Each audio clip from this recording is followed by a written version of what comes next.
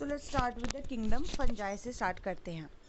जो फंजाई होता है ना, फंगी बोल लो फंजाई बोल लो, it's only up to you. So fungi जो होता है ये एक यूनिक किंगडम बनाता है पूरे के पूरे हेटेरोट्रॉफिक ऑर्गेनिजम्स का। मतलब कि इस पूरे के पूरे किंगडम में आपको सिर्फ और सिर्फ क्या देखने को मिलेंगे, हेटेरोट्रॉफिक ऑर्गेनिजम्स। ठीक है, फंगी जो होती है ये क्या बनाती है, फंजाई जो होता है ये हेटेरोट्रॉफिक ऑर्गेनिजम्स का। हेटेरोट्रॉफिक ऑर्गेनिज्म कौन से होते हैं, जो दूसरों के ऊपर डिपेंड करते हैं अपना खाना के लिए, खुद खाना नहीं बनाते, डेड ऑर्गेनिक ऑर्गेनिज्म के ऊपर बैठ के अपना खाना बनाते हैं। ये ग्रेट डाइवर्सिटी दिखाता है अपने मॉर्फोलॉजी में, मतलब ये देखने में अलग अलग तरीके का होता है और अपने हैबिटेट में भी अलग अलग जगहों में आपको ये देखने को मिलता है। आपने फंगस देखी होगी इन द मोइस्ट ब्रेड पे देखी होगी, रोटन फ्रूट्स पे देखी होगी, मतलब जो गल सड़े फ्रूट्स होते हैं, मोइस्ट जो नमी वाली जो ब्रेड होती है उसके ऊपर। जो कॉमन मशरूम जो आप खाते हो एंड द टोड स्टूल्स की जो, और ऑल्सो फंगी जो मतलब द फ्रॉग का जो स्टूल होता है वो भी क्या होता है, फंजाई ही होता है। सो कॉमन मशरूम और ये जो आप खाते हैं ये सारे के सारे फंजाई है। वाइट स्पॉट जो मस्टर्ड लीव्स में आपको जो वाइट स्पॉट्स देखने को मिलते हैं ना, वो पैरासिटिक फंगस की वजह से होता है। So the spot on the, जो स्पॉट्स होते हैं छोटे छोटे वाइट तरीके के, वाइट कलर के मस्टर्ड लीव्स पर, वो किसकी वजह से होते हैं, पैरासिटिक फंगस की वजह से। कुछ यूनिसेलुलर फंजाई जो होती है जैसे यीस्ट, ठीक है, इसको यूज़ किया जाता है ब्रेड और बियर बनाने के लिए। याद रखना ये जो यीस्ट है ये यूनिसेलुलर है, इसको ब्रेड और बियर बनाने में यूज़ किया जाता है। कुछ अदर फंजाई जो होती है वो भी डिसीज़, अब कुछ डिसीज़ भी करती है प्लांट और एनिमल में, जैसे वीट रस्ट होना पोक्सीनिया के द्वारा होता है। सो वीट रस्ट कोजिंग पोक्सीनिया, ये वीट रस्ट जो होता है इसे पोक्सीनिया होता है, ये एक इंपॉर्टेंट एग्जांपल है, ये भी फंजाई के द्वारा ही होता है। कुछ सोर्सेज जो होते हैं, कुछ एंटीबायोटिक्स होते हैं, जैसे पेनिसिलियम एक एंटीबायोटिक होता है। फंजाई जो होता है ना कॉस्मोपॉलिटन होता है, मतलब आपको ये हर जगह देखने को मिलता है। ठीक है, कुछ आपको ये वॉर्म और एयर वाटर सब जगह में देखने को मिलेगा। दूसरा है कि ये वॉर्म जो होते हैं ना, गर्म और ह्यूमिड नमी वाली जगहों में ज़्यादा प्रेफर करते हैं ग्रो होना। तो हमने पढ़ा कि जो फंजाई होती है वो क्या बनाती है, पूरा का पूरा एक ऐसा किंगडम बनाती है जिसमें आपको हेटेरोट्रॉफिक ऑर्गेनिज्म देखने को मिलते हैं।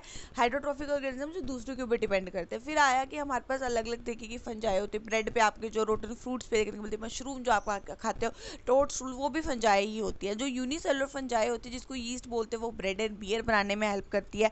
वाइट स्पॉट आपको जो देखने को मिलते हैं हमारे मस्टर्ड लीफ पे, वो पैरासिटिक फंगस की वजह से होता है। हमारा कुछ फंगाई जो होती है, फंगी होती है जो हमारी डिसीज़ भी कोज करती है, जैसे वीट रस्ट कोजिंग पुक्सीनिया, ये भी एक इंपॉर्टेंट एग्जाम्पल है। कुछ सोर्स हमारे एंटीबायोटिक्स के, जैसे मान लो पेनिसिलियम जो होता है ना, सम ऑफ द सोर्सेज जो एंटीबायोटिक होते हैं वो कुछ हमारे ये जो होते हैं ना एंटीबायोटिक, मतलब दवाई भी होते हैं, लाइक वी हैव पेनिसिलियम। फिर आया कि ये कॉस्मोपोलिटन आपको हर जगह देखने को मिलेंगे। कुछ आपको ये वार्म गर्म जगहों में, ह्यूमिड एरियाज में ग्रो करना प्रेफर करते हैं। तभी हम क्यों बोलते हैं कि खाने को फ्रिज में रखना चाहिए, क्यों, क्योंकि वहाँ पर खाना कभी भी खराब नहीं होगा। ठीक है, क्योंकि बैक्टीरिया या फंगस इन्फेक्शन नहीं होगी, क्योंकि वो वहाँ पर ग्रो ही नहीं करेंगे। अब यीस्ट के एक्सेप्शन के साथ विच आर यूनिसेलुलर फंजाई जो होते हैं फिलामेंटस होते हैं। कि एक यीस्ट का एग्जांपल ले लो, सिर्फ यीस्ट ही है जो यूनिसेलुलर, बाकी सभी फंगस क्या होते हैं, फिलामेंटस होते हैं। याद रखना, विद एक्सेप्शन ऑफ उस पर यीस्ट जो यूनिसेलुलर वो फिलामेंटस नहीं होता है, बाकी सारे के सारे फंजाई जो होते हैं वो क्या होते हैं, फिलामेंटस होते हैं, विद एग्जाम्पल ऑफ यीस्ट जो यूनिसेलुलर है। इनकी बॉडी जो होती है ना, ये लॉन्ग सिलेंडर, फंजाई की बॉडी लंबे लंबे सिलेंडर थ्रेड लाइक स्ट्रक्चर, ऐसे थ्रेड लाइक स्ट्रक्चर से बनी होती है, जिसको हाइफे बोलते हैं। याद रखना, इसको हाइफे बोलते हैं। इसका जब पूरा एक नेटवर्क बन जाता है इसको माइसीलियम कहा जाता है। कुछ हाइफे जो होते हैं ना, वो कॉन्टिन्यूसली ट्यूब होती है और इसमें एक मल्टी न्यूक्लिएटेड साइटोप्लाज्म होता है, इसको हम सिनोसिटिक हाइफे बोलते हैं। हमने बोला कि लॉन्ग थ्रेड लाइक जो होते हैं उसको हाइफे बोलते हैं, इनका नेटवर्क माइसीलियम होता है। अब ये जो हाइफे होते हैं ना, ये कॉन्टिन्यूस ट्यूब्स होती हैं जो मल्टी न्यूक्लिएटेड साइटोप्लाज्म के साथ फिल्ड होती है और इसको सिनोसिटिक हाइफे कहते हैं। अदर्स हैव सेप्टा या क्रॉस वॉल्स होती है इनके हाइफे में, अदर्स हैव सेप्टा और cross walls in their hyphae की। कईयों के पास सेप्टा भी होता है या क्रॉस वॉल्स होती है इनके हाइफे में। Cell wall of fungi of fungi of composed of, जो सेल वॉल होती है वो काइटिन एंड पॉलीसेकेराइड से बनी होती है। सो यीस्ट का एग्जांपल लेके जो यूनिसेलुलर है, बाकी फंजाई हमारी फिलामेंटस होती है, एक लॉन्ग थ्रेड लाइक स्ट्रक्चर होता है जिसको माइसीलियम बोलते हैं। इसका नेटवर्क को हम मतलब इसको हाइफे बोलते हैं। इसका जो नेटवर्क होता है कटे मिलके इसको माइसीलियम बोलेंगे। हाइफे जो होती है, कई बार हाइफे ट्यूब्स होती है, कॉन्टिन्यूस ट्यूब होती है जिसमें आपको मल्टी न्यूक्लिएटेड साइटोप्लाज्म देखने को मिलेगा। इसको सिनोसिटिक हाइफे बोलते हैं। कईयों के पास सेप्टा या क्रॉसवॉल्स भी होती है और ये सेप्टा और क्रॉसवॉल्स की वजह से मतलब इसमें हम इसको सेप्टेट या एसेप्टेट बोलते हैं। सेल वॉल फंगी और किसे मतलब फंगी की किसे बनी होती है, काइटिन से और पॉलीसेकेराइड से बनी होती है। मोस्ट फंगी जो होती है वो क्या होती है, हेट्रोट्रोफिक होती है। हेट्रोट्रोफिक होती है। अब हेट्रोट्रोफिक का मतलब है दूसरों से खाना लेना। सो ये ऑर्गेनिक मैटर को एब्जॉर्ब करती है, सोल्यूबल ऑर्गेनिक मैटर को फ्रॉम डेड सेपरेट से सबस्ट्रेट से एंड हैंस को सेप्रोफाइटिक्स। ये डेड जो मरी हुई चीज़ें होती है ना वहाँ से ऑर्गेनिक मैटर को ना क्या करना शुरू कर देती है, अपनी तरफ एब्जॉर्ब करना शुरू कर देती है। जो लिविंग प्लांट के ऊपर, जो डेड के ऊपर, उसको सेप्रोफाइट्स बोलते हैं। जो लिविंग प्लांट एनिमल्स के ऊपर डिपेंड करते हैं उसको पैरासाइट्स बोलते हैं। जो एज अ सिम्बॉइड्स की तरह रहते हैं, जैसे एल्गी के साथ रह सकते हैं। फंगी ना हमारी एल्गा के साथ एसोसिएशन में रह सकती है, सिम्बोइड्स की तरह रह सकती है। अगर एल्गी के साथ रह पा रही है तो इसको क्या बोलेंगे, लाइकन। तो अगर हाइयर प्लांट्स के साथ रह पा रही है तो इसको क्या बोलेंगे, माइकोरिजा। ठीक है। अब याद रखना कि कुछ जो डेड पे डिपेंड करते हैं उसको सेप्रोफाइट, जो लिविंग प्लांट उसको पैरासाइट और कुछ सिम्बाइट्स की तरह भी रह लेते हैं, तो सभी की तरह होते हैं। ये रिप्रोडक्शन जो होती है ना in fungi can be taken place by, अब ये वेजिटेटिव मीन के साथ भी हो सकती है। वेजिटेटिव मीन कौन से होते हैं, लाइक फ्रेगमेंटेशन, फिजन होना, बडिंग होना। फ्रेगमेंटेशन मतलब तोड़ तोड़ के होना, फिजन बीच में तोड़ के करना, बडिंग एक छोटा सा बड बना के वहाँ से रिप्रोडक्शन होनी। सो ये वेजिटेटिव मीन से भी हो सकती है और असेक्सुअल रिप्रोडक्शन भी हो सकती है। और ये असेक्सुअल रिप्रोडक्शन किससे होगी, बाय स्पोर। ठीक है। असेक्सुअल रिप्रोडक्शन भी हो सकती है बाय स्पोर्स कॉल्ड कोनेडिया या स्पोरेंजियोस्पोर्स और ज़ूस्पोर्स। ठीक है।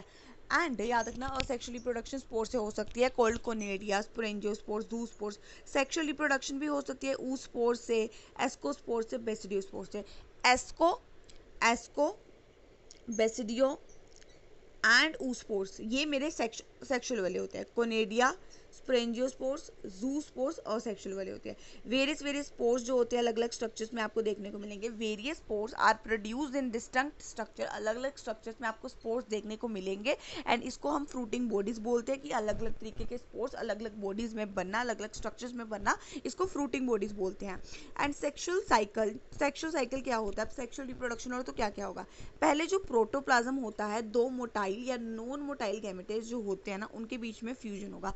प्रोटोप्लाज्म दो मोटाइल या नॉन मोटाइल गैमेटे का जो प्रोटोप्लाज्म होता है वो फ्यूज करते हैं जिसको हम प्लाज्मोगैमी बोलते हैं। दो न्यूक्लियाई जो होता है वो फ्यूज होता है जिसको हम कैरियोगैमी बोलते हैं। फिर पहले प्रोटोप्लाज्म का फ्यूजन हुआ जिसको प्लाज्मोगैमी, फिर न्यूक्लियाई का जिसको कैरियोगैमी, फिर जाइगोट में क्या होगा, मियोसिस होगा जिससे क्या बनेगा, हैप्लॉइड स्पोर्स बनेगा। ठीक है। इसको बोलते हैं सेक्सुअल साइकिल।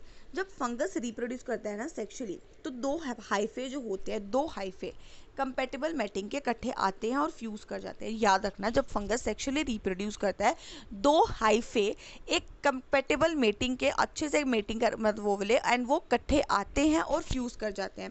कुछ फंगी में हमारी ये फ्यूजन जो होती है दो हैप्लॉइड सेल्स की इमीडिएटली रिजल्ट करती है उस पर। कई बार क्या होता है कि सीधे ही आपको डिप्लॉइड सेल्स देखने को मिल जाएगा। ठीक है। फ्यूजन दो हैप्लॉइड सेल्स का रिजल्ट करता है।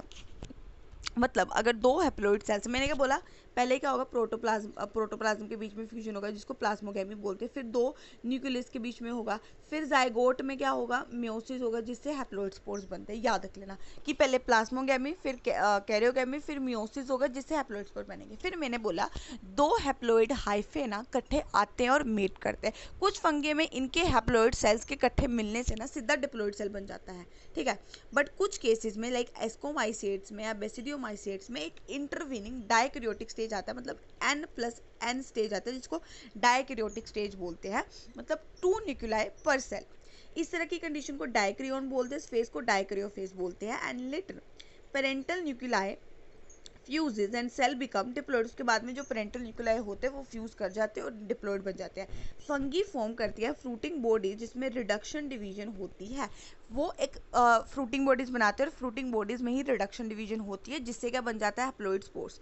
मॉर्फोलॉजी जो होती है हमारे माइसीलियम की, स्पोर्स का बनना, फ्रूटिंग बॉडीज का बनना, ये एक बेसिस बनाता है हमारे division of kingdom into categories में। सो हमने अभी तक, मैं आपको पढ़ा देती हूँ कि हमने पढ़ा फंगी के बारे में कि ये सारे हेटेरोट्रॉफिक ऑर्गेनिजम्स होते हैं। जो आपको टोडस्टूल मशरूम देखने को मिलते हैं वो सारे क्या होते हैं, वो मेरी फंगी ही होती है। आपको जो वाइट तरीके के वाइट स्पॉट देखने को मिलते हैं मस्टर्ड लीव्स पर, वो पैरासिटिक फंगीज होती है। कुछ हमारी डिसीज भी कोज करती है, जैसे वीट रस्ट कोजिंग पॉक्सीनिया। कुछ हमारी एंटीबायोटिक्स होती हैं, लाइक वी हैव पेनिसिलियम। कुछ ब्रेडर भी है बनाने में, like we have yeast, yeast unicellular होती है। फिर आया कि ये आपको हर जगह देखने को मिलेगी। दूसरा कि ये वार्म एंड ह्यूमिड एरियाज में ज़्यादा प्रेफर करती है ग्रो करना। दूसरा विच इज़ कि हमारा ये जो मतलब फंगई होता है ना, फंगी होता है, वो मेरा क्या होता है, यूनिसेलुलर। ईस्ट जो यूनिसेलुलर होता है, उसके अलावा एक्सेप्शन ईस्ट का देखे, बाकी सभी क्या होते हैं, फिलामेंटस होते हैं, याद रख लेना। फिर आया कि हमारा एक लॉन्ग थ्रेड लाइक स्ट्रक्चर होता है जिसको हाइफे बोलते हैं, इनके नेटवर्क को माइसीलियम बोलते हैं। अब ये जब ये हाइफे एक कॉन्टिन्यूस ट्यूब्स होती है जो न्यूक्लिएटेड मल्टी न्यूक्लिएटेड साइटोप्लाज्म के साथ क्या होता है, फिल्ड होता है। इसको सिनोसिटिक क्या बोला जाता है, सिनोसिटिक हाइफे बोला जाता है। कईयों के पास सेप्टा और क्रॉस वॉल्स होते हैं। इनकी जो सेल वॉल होती है वो फंगी और काइटिन एंड पॉलीसेकेराइड से बनी होती है। फिर दूसरा आया कि कुछ फंगी जो होती है वो हेटेरोट्रॉफिक होती है, जो डेड एंड डिकेइंग पे डिपेंड करी उसको सेप्रोफाइट बोलेंगे, जो लिविंग पे डिपेंड करे उसको पैरासाइट बोलेंगे। ये सिम्बोइड्स की तरह भी रह सकती है इन एसोसिएशन विद एल्गा के साथ एज लाइकन, या with the roots of the higher plant as mycorrhiza के साथ। अब फंगस में जब रिप्रोडक्शन होती है ना, वो वेजिटेटिव तरीके से भी हो सकती है, like fragmentation, budding and fusion. Asexual तरीके से भी हो सकती है, लाइक कोनेडिया स्पोर्स हो गए, जू स्पोर्स हो गए, स्पोरेंजियोस्पोर्स हो गए। सेक्सुअल से भी हो सकती है, लाइक वी हैव सेक्सुअल से कैसे होगी कि हमारे ऊस्पोर्स से हो गया हमारा, we have oospores, we have basidiospores, we have ascospores हो गया, ठीक है। अब दूसरा चीज़ आया है, ये स्पोर्स अलग अलग स्ट्रक्चर्स में बनते हैं, इसको फ्रूटिंग बॉडीज बोलते हैं, ये याद रख लेना। दूसरा सेक्सुअल साइकिल कैसे होता है कि पहले प्रोटोप्लाज्म फ्यूज करते हैं, फिर न्यूक्लियस फ्यूज करते हैं, फिर मियोसिस होती है जाइगोट में जाकर, वो जो जाइगोट बना उसमें मियोसिस होती है और हैप्लॉइड स्पोर्स बनते हैं, ठीक है। अब जब फंगस सेक्सुअली रिप्रोड्यूस करता है ना, होता क्या एक्चुअली में, दो हैप्लॉइड हाइफे इकट्ठे आते हैं और फ्यूज करते हैं। अब नॉर्मली क्या होता है कि दोनों हैप्लॉइड सेल से सीधा डिप्लॉइड सेल बनता है, बट कुछ केसेस ऐसे होते हैं, लाइक बेसिडियोमाइसिट्स एंड एस्कोमाइसिट्स में एक इंटरवीनिंग स्टेज आता है जिसको डाइकैरियोन स्टेज या डाइकैरियो फेज बोला जाता है, एंड इसमें n+n 2 न्यूक्लियाई पर सेल बनते हैं, ठीक है। अब बाद में पेरेंट न्यूक्लियर फ्यूज करता है और डिप्लॉइड बन जाता है, याद रखना। फ्रूटिंग बॉडीज की फंगी ना, हमने बोला था फंगी क्या बनाती है, फ्रूटिंग बॉडीज बनाती है। फ्रूटिंग बॉडीज में आपको म्योसिस देखने को मिलती है। मैंने बोला था कि फ्रूटिंग बॉडीज में बनेगी, रिडक्शन डिवीजन होगी, उसके बाद हमारा हैप्लॉइड स्पोर्स बन जाते हैं।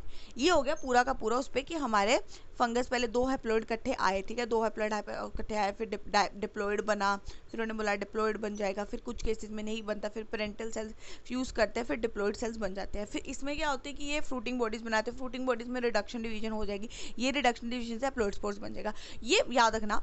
मॉर्फोलॉजी होना, मॉर्फोलॉजी ऑफ माइसीलियम या मोड ऑफ स्पोर्स फॉर्मेशन या फ्रूटिंग बॉडीज का बनना, याद रखना ये बेसिस बनाता है किंगडम के, इस किंगडम को तोड़ने में। अब इसके 3 पार्ट्स होते हैं various classes. Phycomycetes, member of phycomycetes जो होते हैं ये आपको एक्वेटिक हैबिटेट्स में देखने को मिलते हैं, पानी वाले हैबिटेट्स में आपको ये देखने को मिलेंगे। किसके मेंबर, फाइकोमाइसीट्स के, याद रख लेना। या फिर एक्वेटिक हैबिटेट्स में, या डिकेइंग वुड्स में, मोइस्ट डैम्प प्लेसेस में, या फिर ऑब्लिगेट पैरासाइट्स की तरह होते हैं जो उसके ऊपर डिपेंड करते हैं। ऑब्लिगेट पैरासाइट्स की तरह की जो पूरी लाइफ दूसरों के ऑर्गेनिजम्स के ऊपर डिपेंड रहते हैं। सो याद रखना ये आपको एक्वेटिक हैबिटेट्स में, डिकेइंग वुड्स में, मोइस्ट डैम्प प्लेसेस में ऑब्लिगेट पैरासाइट्स की तरह देखने को मिलेंगे प्लांट्स के ऊपर। माइसीलियम इसमें ए सेपरेट होता है, मतलब इनमें सेप्टा नहीं होता और सिनोसिटिक होता है। सिर्फ यही है फाइकोमाइसिट जिसके पास ए सेपरेट, जिसके पास सेपरेट नहीं होता, बाकी ऑल ऑफ देम है सेपरेट। अब असेक्सुअल रिप्रोडक्शन जो होती है वो जूस्पोर से होती है। जूस्पोर जो मोटाइल होता है और प्लेनोस्पोर जो नॉन मोटाइल होता है, याद रखना। जूस्पोर से होती है मोटाइल स्पोर्स, प्लेनोस्पोर जो नॉन मोटाइल होता है। ये स्पोर्स ना एंडोजीनियसली, मतलब अंदर से इंटरनल क्या करते हैं, प्रोड्यूस होते हैं स्पोरेंजियम में। This spores are produce endogenously in sporangium and zygospore is formed by the fusion of, अब क्या हुआ, जाइगोस्पोर क्या था, ठीक है, जूस्पोर असेक्सुअल रिप्रोडक्शन जूस्पोर से motile and aplano non motile. अब जाइगोस्पोर ना बनता है कि दो गैमेटे के फ्यूजन से। ये गैमेटे सिमिलर भी हो सकते हैं, जैसे आइसोगैमस मॉर्फोलॉजी में एक्सटर्नल अपेयरेंस में सेम भी हो सकते हैं आइसोगैमस, या डिसिमिलर भी हो सकते हैं एन आइसोगैमस या ओगैमस। कुछ कॉमन एग्जांपल इसके क्या होते हैं, म्यूकर, राइजोपस जिसको हम ब्रेड मोल्ड बोलते हैं, अल्बुगो, पैरासिटिक फंगी। सो याद रखना कि इसके मेंबर जो होते हैं आपको एक्वेटिक, डैम, डिकेइंग इन चीज़ों में देखने को मिलेंगे। एंड ये इनके पास एसेप्टा होता है एंड एसेप्टा होते हैं, सेपरेट होते हैं एंड सिनोसिटिक होते हैं। असेक्सुअल रिप्रोडक्शन जूस्पोर से होती है और अप्लेनोस्पोर से होती है। इसमें जाइगोस्पोर दो गैमेटे के फ्यूजन से बनता है। अब ये दो गैमेटे सिमिलर भी हो सकते हैं आइसोगैमस, या डिसिमिलर भी हो सकते हैं एनाइसोगैमस और ऊगैमस बोल लो। Example Mucor, Rhizopus. राइजोपस एक ब्रेड का मोल्ड होता है, अल्बुगो एक पैरासिटिक फंगस होती है, ठीक है, मस्टर्ड के ऊपर जो देखने को मिलती है। एस्कोमाइसीड्स, एस्कोमाइसीड्स जो होते हैं ना, वो इसको हम क्या बोला जाता है, सैक फंगी बोलते हैं उसको, ठीक है। सैक एस का है ना, तो इसमें सैक फंगी। इसमें हमारे जो एस्कोमाइसीड्स होते हैं ना, वो मोस्टली क्या होते हैं, मल्टी सेलुलर होते हैं। They are mostly multi cellular, ठीक है। पेनिसिलियम और रेयरली यूनिसेलुलर। मैं यहाँ से आपको पहले डायग्राम भी करवा दूंगी। ये म्यूकर है,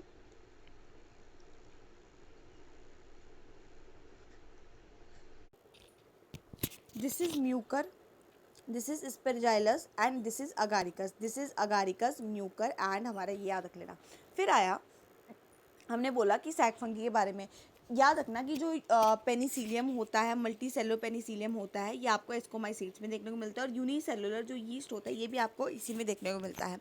अब ये सेप्रोफिटिक होते हैं, मतलब जो डेड एंड डिकेइंग के ऊपर डिपेंड करते हैं। ये डिकम्पोजर्स होते हैं, ये पैरासिटिक होते हैं। डिकम्पोजर्स होते हैं, पैरासिटिक होते हैं जो उस पर, एंड कोप्रोफाइलस होते हैं जो डंग वगैरह में ग्रो करते हैं, याद रख लेना, ठीक है। अब माइसीलियम, माइसीलियम जो होता है ना, ये ब्रांच्ड होता है एंड सेप्टेट होता है। माइसीलियम क्या होता है, ये ब्रांच्ड होता है और सेप्टेट होता है। याद रख लेना कि इसमें ब्रांचेस आपको देखने को मिलेंगे एंड सेप्टा होगा इसमें।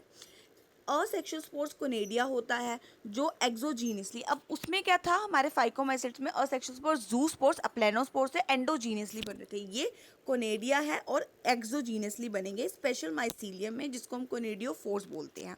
कोनेडिया ऑन जर्मिनेशन हमारा माइसीलियम बनाता है, याद रख लेना।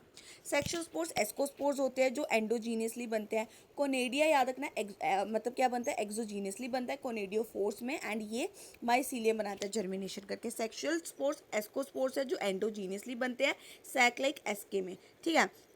ये जो एसके होते हैं ना, एस्काई जो होते हैं ना, ये different different types of fruiting bodies में अरेंज होते हैं, जिसको एस्कोकार्प्स बोलते हैं। इसका एग्जांपल एस्पेरजाइलस, क्लेविसेप्स, न्यूरोस्पोरा। न्यूरोस्पोरा इसको एक्सट्रीमली यूज़ किया जाता है बायोकेमिकल और जेनेटिक वर्क्स में यूज़ किया जाता है। एंड काफ़ी मेंबर्स जो होते हैं लाइक मोरेल्स एंड ट्रफल जो होते हैं, ये एडिबल होते हैं एंड कंसिडर्ड डेलिकेसीज। सो इसको, अब ट्रफल्स को तो मैंने ऐसे याद रख लिया because they are truffle chocolate जो होती है वैसे। एस्कोमाइसीड्स याद रख लेना कि ये क्या होते हैं, सैक्लाइक फंगाई होती है। कुछ हमारे मल्टी सेलुलर पेनिसिलियम, कुछ हमारे यूनिसेलुलर यीस्ट होता है। ये सेप्रोफिटिक होते हैं, डिकम्पोजर्स होते हैं, पैरासिटिक होते हैं, कोप्रोफाइलस होते हैं, ठीक है। अब इसमें माइसीलियम जो होता है ना, वो क्या होता है, ब्रांच्ड एंड सेप्टेट होता है। पिछले वाले में ए सेप्टेट सिनोसिटिक था, इसमें ब्रांच्ड एंड सेप्टेट है। इसमें असेक्सुअल स्पोर्स कोनेडिया होता है जो एक्सोजीनियसली कोनेडियोस्पोर्स में बनता है, कोनेडियोफोर में बनता है। कोनेडिया माइसीलियम बनाता है जर्मिनेशन करके। सेक्सुअल वाला जो होता है वो कौन सा होता है, वो हमारा होता है एस्कोस्पोर्स। एस्कोस्पोर्स एंडोजीनियसली, वो एक्सोजीनियसली था, ये एंडोजीनियसली होगा एक सैक लाइक फंगाई में। ये जो एस्काई होते हैं सैक लाइक एस्काई में, एंड ये एस्काइज अलग अलग स्ट्रक्चर्स में फ्रूटिंग बॉडीज में अरेंज होती है, जिसको हम एस्कोकार्प्स बोलते हैं। Example Aspergillus, Claviceps and Neurospora. Neurospora को जेनेटिक वर्क्स में यूज़ किया जाता है एंड काफ़ी members like morels and truffle जो होते हैं ये एडिबल एंड कंसिडर्ड डेलिकेसीज होते हैं, ठीक है। अब बेसिडियोमाइसीड्स में commonly known form of basidiomycetes and mushroom. जो कॉमनली नोन फॉर्म है उसको हम, वो कौन सी होती है, मशरूम होती है एंड ब्रैकेट फंगी होती है एंड पफ बोल्स होती है, याद रख लेना। ये सोयल में ग्रो करती है, लोक्स में ग्रो करती है, ट्री स्टम्प्स में ग्रो करती है, याद रख लेना।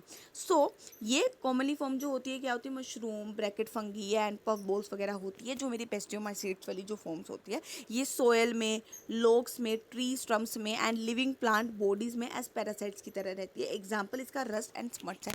वो कहाँ पर थी? एक्वेटिक जो फाइकोमाइसीट्स वो एक्वेटिक में, डिकेइंग में, मोइस्ट डैम्प प्लेसेस में, ऑब्लिगेट ये लॉग में, ट्री स्टम्स में, सोयल में या लिविंग प्लांट बॉडीज में। इसका एग्जाम्पल है रस्ट एंड स्मट। ठीक है, अब mycelium is branched and separate. Phycomycetes he A separate था और सिनोसेटिक था, बाकी सब ब्रांच्ड एंड सेपरेट है। असेक्सुअल स्पोर्स जो होते हैं ये जनरली इसमें नहीं देखने को मिलते बेस्टियोमाइसीट्स में, ठीक है, बट वेजिटेटिव रिप्रोडक्शन फ्रेगमेंटेशन से होती है कॉमन। असेक्सुअल नहीं देखने को मिलता है बट वेजिटेटिव रिप्रोडक्शन होती है। सेक्स ऑर्गन्स जो होते हैं ये एब्सेंट होते हैं but plasmogamy is brought about by the fusion of two vegetative या सोमेटिक सेल्स। इसमें सेक्स ऑर्गन्स नहीं होते हैं बट जो प्लाज्मोगेमी हमने करवानी है वो दो वेजिटेटिव या सोमेटिक सेल्स जो होते हैं ना अलग अलग जीनोटाइप्स के, हमारे स्ट्रेन्स के, उसके फ्यूजन से होती है। ठीक है, प्लाज्मोगेमी, क्योंकि सेक्स ऑर्गन्स नहीं होते।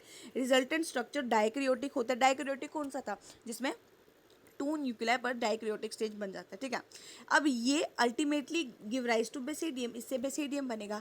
कैरियोकेमी एंड मियोसिस बेसिडियम में होती है जिससे 4 बेसिडियोस्पोर्स बनते हैं। अब ये बेसिडियोस्पोर्स एक्सोजीनियसली बनते हैं ऑन द बेसिडियम। एक्सोकार्प में एंडोजीनियस था, इसमें हमारा एक्सोजीनियस से याद रख लेना। और एक्सोजीनियस और किस में था? कोनेडिया में। ठीक है, अब the basidia are arranged in fruiting bodies and are called basidiocarps, की उसमें हमारी जो फ्रूटिंग बॉडीज थी वो एस्कोकार्प थी, ये बेसिडियोकार्प है। Example Agaricus mushroom, Ustilago smut and Puccinia. So ये कौन सी कॉमनली फॉर्म होती है? Mushroom bracket fungi and puffballs, इसकी वो होती है आपको सोयल में, ट्रम्स ट्री स्टम्स में आपको देखने को मिलेगी, या फिर लॉक्स में, लिविंग प्लांट बॉडीज में देखने को मिली। Example rust and smut. Mycelium इसका सेप्टेट एंड ब्रांच्ड होता है, याद रख लेना। इसमें असेक्सुअल रिप्रोडक्शन नहीं देखने को मिलेगी बट असेक्सुअल स्पोर्स नहीं है बट वेजिटेटिव रिप्रोडक्शन फ्रेगमेंटेशन से होती है। फिर आया इसमें सेक्स ऑर्गन्स नहीं होते तो plasmogamy. Plasmogamy is carried out by the fusion of the 2 vegetative या somatic cells of different strains and genotypes के फ्यूजन से होगा। रिजल्टेंट स्ट्रक्चर इनके फ्यूजन से क्या बनेगा? डाइक्रियोटिक होगा जिससे बेसिडियम बनेगा सीधा। अब ये बेसिडियम में मियोसिस एंड कैरियोगेमी होगी जिससे 4 बेसिडियोस्पोर्स बनेंगे।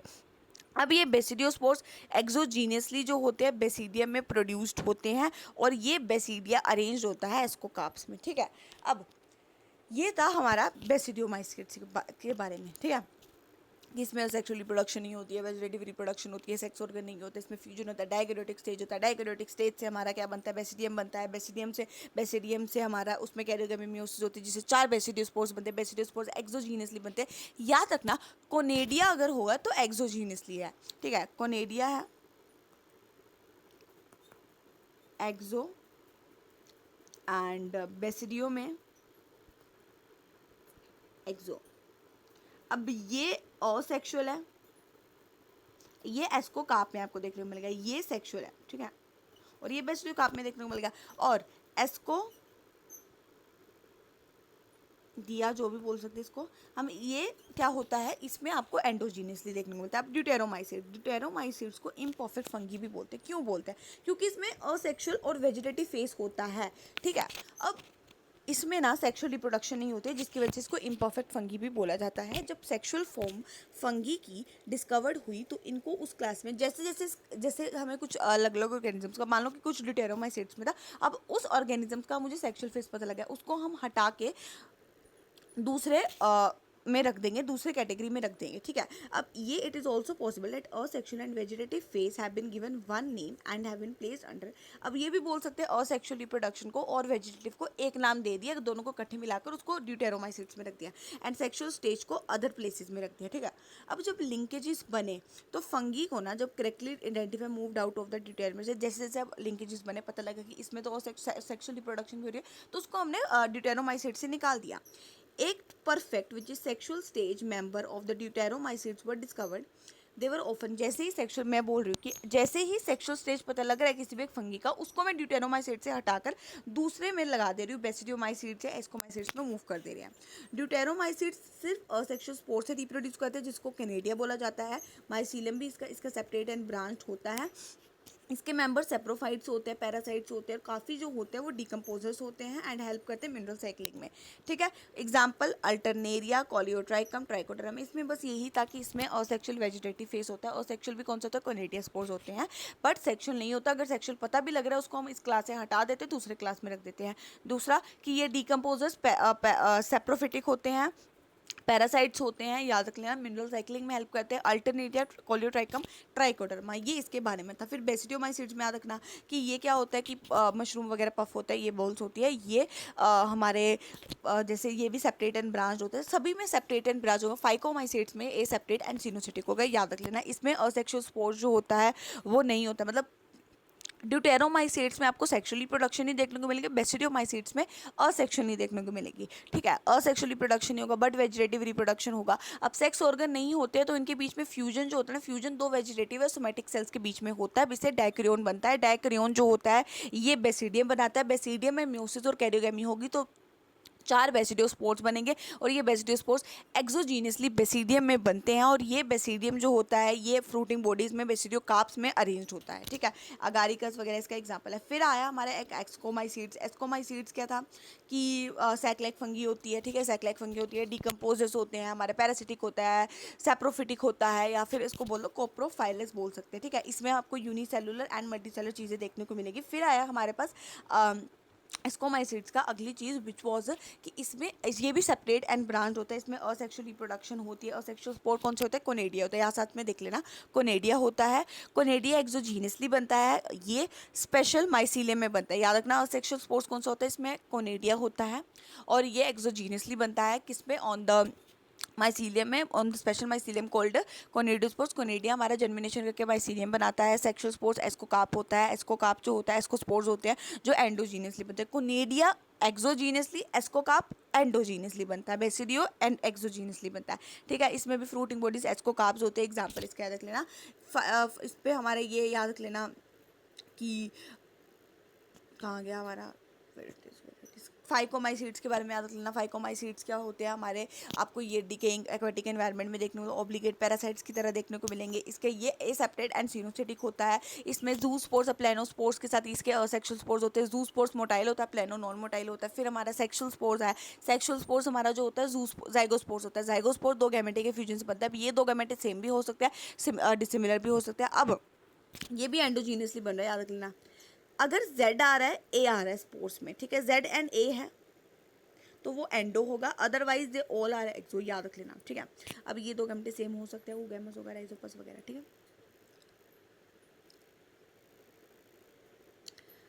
Let's start with the plant and animal kingdom की छोटी छोटी है, अदरवाइज ये have the full chapter. Kingdom Plantae में आपको ईक्रियोटिक क्लोरोफिल कंटेनिंग ऑर्गेनिजम्स देखने को मिलेंगे। ईक्रियोटिक है, ठीक है, ईक्रियोटिक है, वेल डिफाइंड न्यूक्लियस है, मेम्ब्रेन बाउंड ऑर्गेनिजम है जिसमें क्लोरोफिल कंटेनिंग ऑर्गेनिज्म है जिसको हम प्लांट बोलते हैं। ठीक है, अब मेंबर, कुछ मेंबर जो होते हैं वो पार्शली हेटरोट्रॉफिक होते हैं, ये नहीं सारे के सारे ऑटोट्रॉफिक है। ठीक है, जो कि खुद खाना बनाते हैं। कुछ हेटरोट्रॉफिक भी होते हैं, जैसे इंसेक्टिवोरस प्लांट, मतलब इंसेक्ट को खाने वाला प्लांट।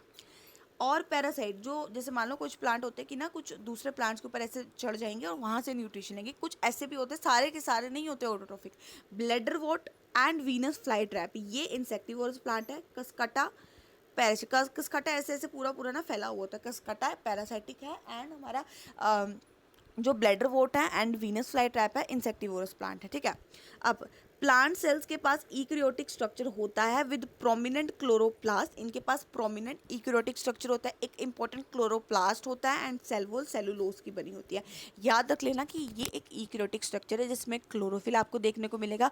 दूसरा कुछ एटरोफिक होते हैं, फिर इसमें आपको प्रोमिनेंट क्लोरोप्लास्ट देखने को मिलता है एंड सेल वॉल हमारी सेलुलोज से बनी होती है। ठीक है, अब ईक्रियोटिक स्ट्रक्चर में आप इसके बारे में नेक्स्ट चैप्टर में पढ़ोगे। एल्गा, ब्रायोफाइट्स, टेरिडोफाइट्स, जिम्नोस्पर्म्स हो गया, एंजियोस्पर्म्स हो गया, इन चीज़ों के बारे में। ठीक है, अब life cycle of plant has 2 distinct faces, की प्लांट के 2 अलग फेसेस होते हैं। जो लाइफ साइकिल होते हैं ना प्लांट का, उसके 2 अलग फेस होते हैं। एक होता है diploid sporophytic and haploid gametophytic.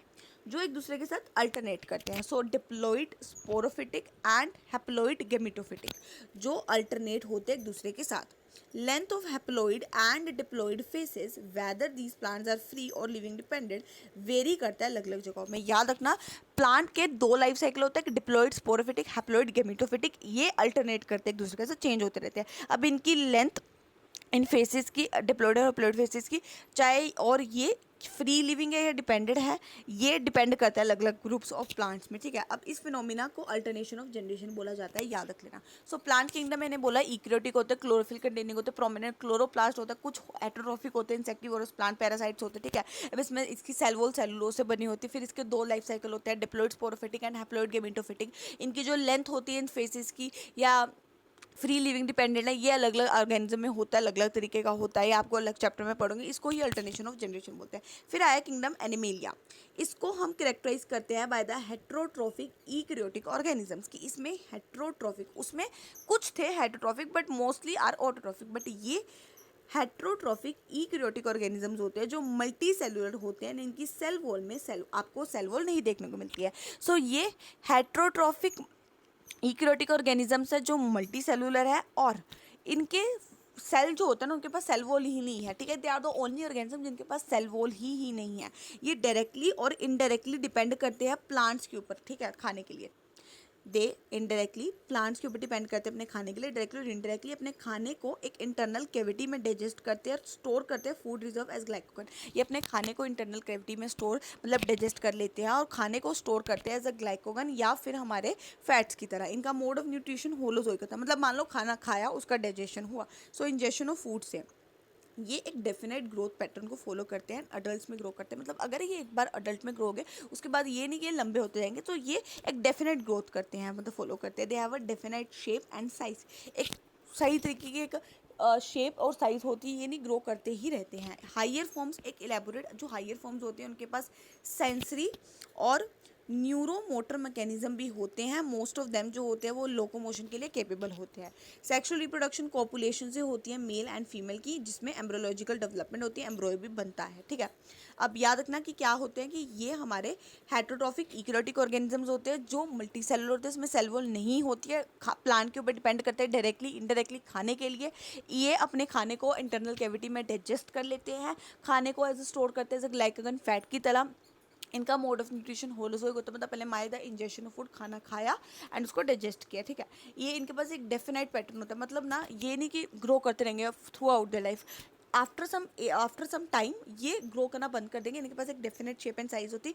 जो हायर फॉर्म होते हैं इनके पास सेंसरी न्यूरोमोटर मैकेनिज्म्स होते हैं, वो लोकोमोशन कर सकते हैं। Most of them are capable of locomotion. ये कॉपुलेशन से रिप्रोड्यूस करते हैं, मेल एंड फीमेल का कॉपुलेशन होता है, जिससे एम्ब्रियोलॉजिकल मतलब बेबी जो होता है वो डेवलपमेंट होती है, ठीक है। ये किंगडम एनिमेलिया के बारे में था। अब हम करेंगे viruses and viroids and prions and lichens. 5 kingdom classification में ना कोई मेंशन नहीं था लाइकन के बारे में। कुछ असेलुलर ऑर्गेनिज्म लाइक वायरसेस, वायरोड्स, इनके बारे में 5 किंगडम क्लासिफिकेशन में कुछ नहीं बोला था। क्यों? All of has have suffered, हम सभी ने कॉमन कोल्ड हुआ है, फ्लू वगैरह हुआ है, तो हमें पता है वायरसेस का हमारे ऊपर क्या इफेक्ट पड़ता है। ये कॉमन क्लू किससे होता है? वायरसेस से होता है। सो हमें पता है वायरसेस का क्या होता है। If we do not associate it with our conditions, ठीक है, हमें पता है कि इसका हमारे ऊपर क्या इफेक्ट पड़ता है, ठीक है। अब वायरसेस ना, इसीलिए इसको क्लासिफिकेशन में जगह नहीं मिली। वायरसेस, वायरोड्स, प्रियॉन्स, लाइकन, इनको क्यों जगह नहीं मिली? वायरसेस को तो इसीलिए जगह नहीं मिली क्योंकि ये ट्रूली लिविंग नहीं है, they are not considered truly living. अब लिविंग का मतलब क्या होता है? जिनके पास एक सेल का स्ट्रक्चर होगा, ठीक है। इफ़ वी अंडरस्टैंडिंग लिविंग, जिनके पास सेल होगा वो उसको बोलते हैं living. Viruses non cellular organisms होते हैं जो करेक्टराइज होते हैं by having a inert crystalline structure outside the living cells, ठीक है।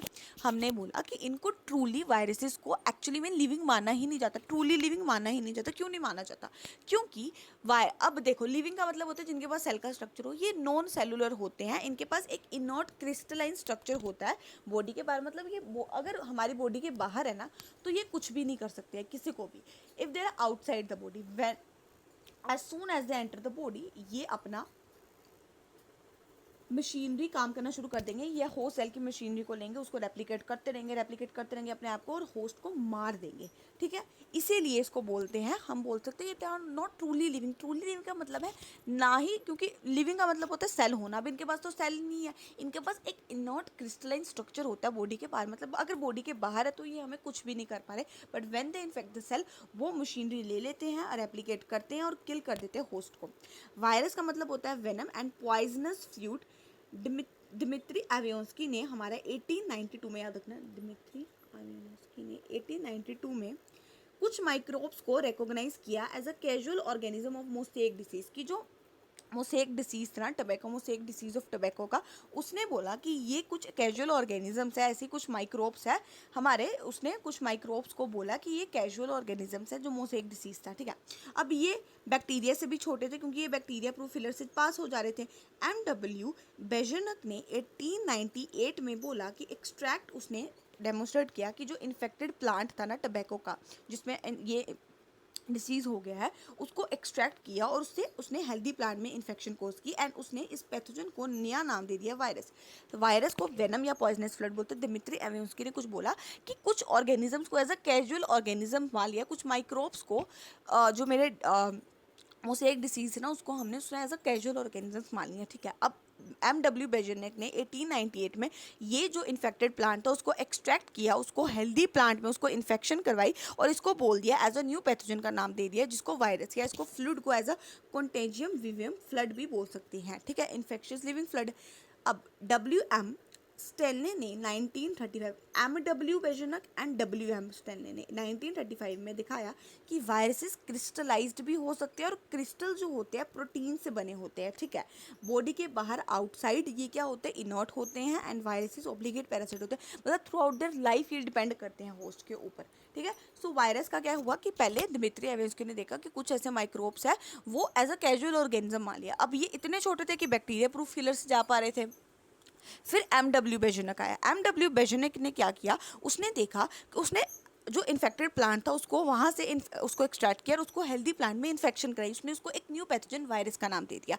WM स्टेनली ने बोला कि वायरस क्रिस्टलाइज्ड हो सकते हैं, याद रखना। MW उसने तो हमारे जो वो था दिमित्री एवियोस्की, उसने तो सिर्फ माइक्रोब्स को एज अ कैजुअल ऑर्गेनिज्म माना, ये बोला कि वो आसानी से निकल पड़े। WM ने नाम दिया वायरस, ठीक है, उसको एक्सट्रैक्ट करके इन्फेक्शन करवाई एक बार देखा, और WM स्टेनली ने जो था ना उसने दिखाया कि वायरस क्रिस्टलाइज हो सकते हैं और ये क्रिस्टल प्रोटीन से बने होते हैं, ये बॉडी के बाहर कुछ नहीं कर सकते, but when they enter the cell, when they enter the host, तो ये अपने उसको मारना शुरू कर देंगे। ऑब्लिगेट पैरासाइट्स होते हैं। प्रोटीन के एडिशन में अगर हम देखें, वायरसेस ना, इनके पास जेनेटिक मटेरियल होता है जो either that could be either RNA और DNA, ठीक है। No virus contain both RNA और DNA। याद रखना, वायरस के पास जेनेटिक मटेरियल होता है that could be either DNA और RNA, कोई भी वायरस के पास दोनों नहीं होगा। वायरस एक न्यूक्लियो प्रोटीन होता है, मतलब इसमें न्यूक्लियस भी हो सकता है, न्यूक्लियस और प्रोटीन होता है, सो इसका जेनेटिक मटेरियल इन्फेक्शियस है। याद रखना कि वायरसेस में भी जेनेटिक मटेरियल होता है। अब ये RNA DNA कुछ भी हो सकता है, दोनों नहीं हो सकते। वायरसेस न्यूक्लियो प्रोटीन होता है, ये जेनेटिक मटेरियल इसका इन्फेक्शन होता है। वायरसेस जो प्लांट को इन्फेक्ट करते हैं वो सिंगल स्टैंडर्ड RNA होता है उनके पास, और जो एनिमल्स को इन्फेक्ट करते हैं उनके पास आइदर सिंगल या डबल स्टैंडर्ड। जो प्लांट को करते हैं उसको सिंगल स्टैंडर्ड RNA होता है, और जो एनिमल को करते हैं उनके पास सिंगल स्टैंडर्ड RNA या डबल स्टैंडर्ड RNA हो सकता है, या डबल स्टैंडर्ड DNA भी हो सकता है। बैक्टीरियल वायरसेस, बैक्टीरियोफेजिस के पास जो बैक्टीरिया को इफेक्ट करते हैं उनके पास डबल स्टैंडर्ड DNA ही होता है। प्रोटीन कोट जो कैप्सिड होता है, जो स्मॉल स्मॉल सब यूनिट से बना है, इसको कैप्सोमर्स बोलते हैं, ठीक है। प्रोटीन कोट जिसको हम कैप्सिड बोलते हैं, जो स्मॉल स्मॉल सब यूनिट को कैप्सोमेयर से बनता है, ये न्यूक्लिक एसिड को प्रोटेक्ट करता है, याद रख लेना। प्रोटीन कोट कैप्सिड जो छोटे छोटे यूनिट कैप्सोमर से बनता है, न्यूक्लिक एसिड को प्रोटेक्ट करता है। और ये कैप्सोमर्स जो होते हैं ना, ये हेलिकली और पॉलीहेड्रल फॉर्म में अरेंज्ड होते हैं। वायरसेस डिसीज भी कोज करता है, mumps, small pox, herpes, influenza. Human में भी एड्स ह्यूमन में वायरस से ही होता है, याद रख लेना। प्लांट्स में भी mosaic formation, leaf rolling, calling वगैरह होता है। सो ये था वायरस के बारे में। वायरस को क्यों नहीं रखा गया, क्योंकि ना ही ये ट्रूली लिविंग है, क्योंकि मेन सेल ये नॉन सेलुलर है, बॉडी के बाहर ये एक इनॉट क्रिस्टलाइन स्ट्रक्चर है बॉडी के बाहर, कि इसमें सेल नहीं है, ये बॉडी के बाहर इनॉट है, और जैसे इन्फेक्ट करेगा तो इसको मारना शुरू कर देगा। फिर अलग अलग तरीके के, जैसे दिमित्री एवियोस्की ने अलग अलग की बोला कि कुछ कैजुअल ऑर्गेनिजम्स माइक्रोब्स को एज अ कैजुअल ऑर्गेनिज्म माना टोबैको मोसेक डिसीज़ का।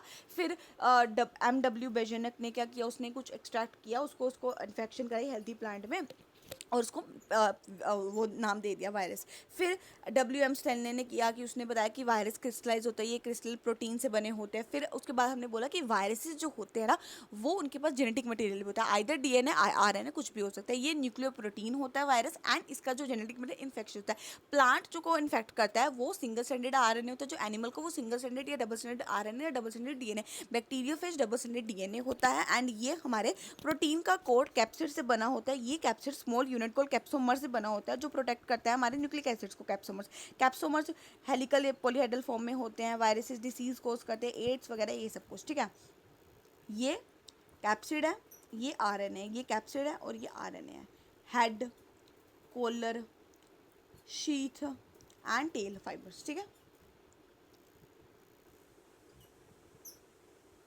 उसके बाद हम करेंगे वीन क्लीन डिफाइनिंग वगैरह में काम करते हैं, याद रखना, वीन क्लियरिंग वगैरह में। वायरोड्स 1971 में टीओ डिनर ने डिस्कवर किया एक न्यू इन्फेक्शियस एजेंट जो स्मॉलर था वायरस से भी, एंड वो पोटैटो स्पिंडल डिसीज कर रहा था।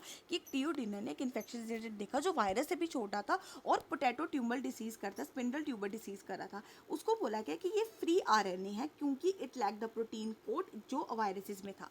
इसमें प्रोटीन कोड नहीं था जो वायरसेस में, तो उसको फ्री RNA नाम दे दिया, and hence the name viroids. The RNA of the viroids was very low molecular weight, क्योंकि इसमें प्रोटीन ही नहीं है। सो याद रखना 1971 में टीओ डिनर को एक इन्फेक्शियस एजेंट मिला, उसको देखा कि वो वायरस से भी छोटा और पोटैटो स्पिंडल ट्यूबर डिसीज कर रहा है। अब ये RNA, इसको फ्री RNA बोला गया क्यों, क्योंकि इसमें प्रोटीन कोड ही नहीं है जो आपको वायरस में देखने को मिलता है। इसका जो RNA होता है ना, वो लो मॉलिक्यूलर वेट का होता है, प्रायोन्स का। इन मॉडर्न मेडिसिन कुछ infectious neurological diseases found to be transmitted by an agent.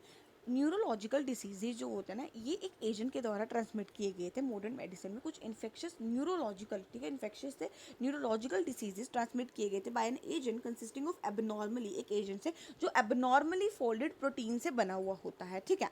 अब एजेंट साइज में सिमिलर था टू द वायरस के साथ, ठीक है। अब नॉर्मली फोल्डेड प्रोटीन से बना होता है कि उन्होंने बोला कि एक चीज़ है जो न्यूरोलॉजिकल डिसीज कोज कर रही है, वो जो एजेंट है ना, वो एजेंट एबनॉर्मली फोल्डेड प्रोटीन से बना हुआ होता है, एंड ये एजेंट वायरस के साइज के सिमिलर था, ठीक है। वायरोड छोटा था वायरस से। ये एजेंट को हम प्रियॉन्स बोलते हैं। द मोस्ट नोटेबल डिसीज जो प्रियॉन से होती है वो होती है हमारी बोवाइन स्पॉन्जीफॉर्म एन्सेफेलोपैथी, ठीक है। इसको हम मैड काउ डिसीज बोलते हैं कैटल में, एंड इसका एनालॉगस फिर क्रूट्सफेल्ड जैकोब डिसीज ह्यूमन में। सो याद रखना कि एक हुआ कि एक न्यूरोलॉजिकल डिसीज़ हो जा रही थी एक एजेंट से जो एबनॉर्मली फोल्डेड प्रोटीन से बना हुआ होता है। ये इसका साइज मतलब वायरसेस से जितना होता है इसको प्रियॉन्स बोलते हैं। कौन सी बीमारी होती है? Bovine spongiform encephalopathy. अब इसको अगर कैटल में हो रही है इसको मैड काउ डिसीज बोलेंगे, अगर ह्यूमन में हो रही तो क्रूट्सफेल्ड जैकोब डिसीज बोला जाता है। फिर आया लाइकन। लाइकन सिम्बायोटिक एसोसिएशंस होती हैं, मतलब एल्गी और फंगी का एक सिम्बायोटिक म्यूचुअली, मतलब मैं इसको, ये एल्गी फंगाई के लिए काम करती है और फंगी एल्गी के लिए, वैसा होना। सो म्यूचुअली यूजफुल एसोसिएशन होना एल्गी एंड फंगी की, उसको सिम्बायोट्स एसोसिएशन बोला जाता है। एल्गल कंपोनेंट को हम फाइकोमेट बोलते हैं, फंगल कंपोनेंट को माइकोमेट बोलते हैं। जो ऑटोट्रॉफिक, एल्गा हमारा ऑटोट्रॉफिक होता है, हमारा फंगल जो होता है, फंगस होती है वो हमारी हेटरोट्रॉफिक होती है। एल्गी खाना बनाती है, अब ऑटोट्रॉफिक ऑफ कोर्स खाना बनाएगी, और फंगी ना शेल्टर प्रोवाइड करता है, न्यूट्रिएंट्स मिनरल न्यूट्रिएंट्स लेकर आता है, पानी लेकर आता है अपने पार्टनर के लिए। इनकी एसोसिएशन ये इतने क्लोज होते हैं कि अगर हम एक लाइकन को देखेंगे ना, हमें नहीं पता लगेगा कि इनके अंदर दो ऑर्गेनिजम्स है। लाइकन काफ़ी गुड पोल्यूशन इंडिकेटर होते हैं, मतलब ये पोल्यूटेड एरियाज में आपको नहीं देखने को मिलेंगे। सो लाइकन क्या होते हैं? ये एक सिम्बायोटिक एसोसिएशन है एल्गी की और फंगी की। एल्गी और फंगी दोनों इकट्ठे मिलकर बैठे होते हैं, उनकी फंगल एसोसिएशन होती है। एल्गल कंपोनेंट को हम फाइकोमेंट बोलते हैं, फंगल कंपोनेंट को एज अ माइकोमेंट बोला जाता है, ठीक है। अब ये ऑटोट्रॉफिक हेटरोट्रॉफिक होते हैं, याद रख लेना। एल्गा खाना बनाता है, फंगस उसको शेल्टर मिनरल न्यूट्रिएंट्स देता है। ये इतने पास में होता है, हम नहीं पता लगा सकते लाइकन को देख के कि इसके अंदर दो ऑर्गेनिज्म इकट्ठे बैठे हुए हैं, ठीक है। लाइकन आपको किसी भी पोल्यूटेड एरियाज में नहीं देखने को मिलेगा, ठीक है। अब हम इसकी एक समरी पढ़ लेते हैं कि बायोलॉजिकल क्लासिफिकेशन प्लांट एनिमल है। ये सबसे बायोलॉजिकल सिस्टम जो था ना, biological classification system, scientific basis जो था ना, सबसे पहले एरिस्टोटल ने दिया था। पहले तो एज अ यूज़ के लिए करे थे उसने, सिंपल मॉर्फोलॉजिकल कैरेक्टर्स को यूज़ किया। लीनस का बाद में उसने पहले बायोलॉजिकल क्लासिफिकेशन एरिस्टोटल ने की, फिर लीनस ने उसको किंगडम प्लांट या एनिमल में डिवाइड कर दिया। विटेकर ने एक एलेबोरेट 5 किंगडम, ठीक है, लीनियस ने 2 किंगडम, फिर विटेकर ने 5 किंगडम क्लासिफिकेशन दी, मोनेरा, प्रोटिस्टा, फंगी वगैरह। एंड मेन क्राइटेरिया क्या क्या था? सेल का स्ट्रक्चर था, बॉडी की ऑर्गेनाइजेशन थी, मोड ऑफ न्यूट्रिशन था, रिप्रोडक्शन था, फाइलोजेनेटिक रिलेशन था, एवोल्यूशन में। 5 किंगडम क्लासिफिकेशन में बैक्टीरिया को याद रखना, बैक्टीरिया को किंगडम मोनेरा में रखा गया। बैक्टीरिया हर जगह आपको देखने को मिलता है। ये ऑर्गेनिज्म एक्सटेंसिव मेटाबॉलिक डाइवर्सिटी दिखाता है, मतलब ये अलग अलग जगहों से एनर्जी को यूज कर लेता है, मतलब बनाता है। ये ऑटोट्रॉफिक भी हो सकता है, हेटरोट्रॉफिक भी हो सकता है। किंगडम प्रोटिस्टा में आपको सिर्फ यूनिसेलुलर यूकेरियोट्स देखने को मिलेंगे। प्रोटिस्टा के पास वेल डिफाइंड न्यूक्लियस होता है, अनदर मेम्ब्रेन बाउंड ऑर्गेनेलिज होती है। स्लाइम, मोल्स एंड प्रोटोजोआंस वगैरह जो होते हैं, ये क्राइसोफाइट, डाइनोफ्लैजेलेट, इग्लोनोइड्स वगैरह, ये सभी के सभी किंगडम प्रोटिस्टा के अंदर आते हैं। प्रोटिस्टा के पास वेल डिफाइंड न्यूक्लियस वगैरह होता है। ये सेक्सुअली और सेक्सुअली रिप्रोड्यूस कर सकते हैं। किंगडम प्रोटिस्टा फंजाई जो होता है, ये ग्रेट डाइवर्सिटी दिखाता है अपने स्ट्रक्चर में, मतलब अलग अलग तरीके का स्ट्रक्चर्स में आपको देखने को मिलेगा, हैबिटेट में देखने को मिलेगा। फिर आया हमारे फाइकोमाइसिड बेस्ड, इसके ये 4 क्लासेस होते हैं जिसके बारे में आप पढ़ोगे। आइस्कोमाइसिड बेस्ड, ड्यूटेरोमाइसिड्स। प्लांटे में आपको ईक्रियोटिक क्लोरोफिल कंटेनिंग ऑर्गेनिज्म देखने को मिलते हैं, ये एल्गे, टेरिडोफाइट, जो आप अलग चैप्टर में पढ़ोगे। लाइफ साइकिल प्लांट का अल्टरनेशन ऑफ जनरेशन दिखाता है, मतलब गेमिटोफिटिक एंड सेप्रोफिटिक जनरेशन देखने को मिलता है। हेटेरोफिक, इक्रियोटिक, मल्टी सेलुलर, जिसके पास सेल वॉल नहीं होते उसको एनिमल बोला जाता है। और ओके, ठीक है, ये आपको इतना ही था। सो ये था about this chapter biological classification. Practice will be done in the next session.